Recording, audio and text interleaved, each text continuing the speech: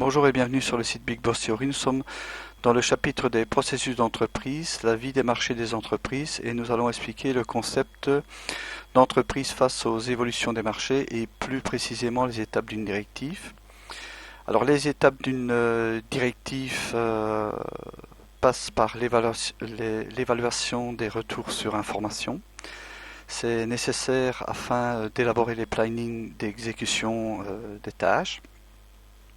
Alors, une directive d'exécution passera par trois étapes.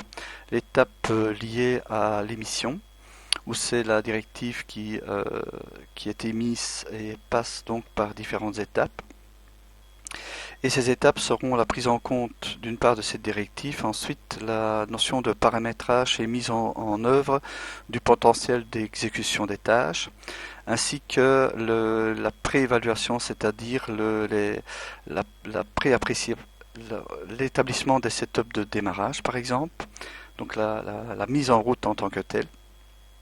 Ensuite, en deuxième étape, nous aurons l'évaluation qui consistera au calibrage d'exécution des tâches et à l'exécution des tâches proprement dites. Et en troisième lieu, l'étape de résultats qui concerneront le peaufinage et la livraison des résultats.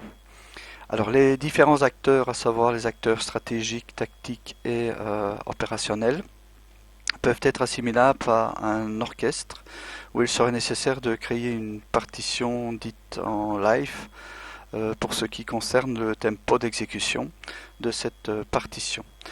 Donc le timing d'orchestration, les timings d'orchestration pourront s'établir soit par l'expérience d'étapes de changements similaires, soit alors être laissé à l'appréciation des protagonistes, disons les plus expérimentés en termes de capacité d'appréciation des temps d'exécution.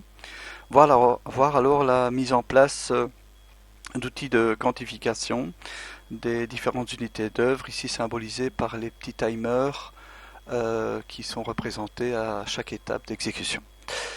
Voici terminé l'explication des étapes d'une directive. Au plaisir de vous retrouver dans d'autres vidéos. Merci pour votre écoute.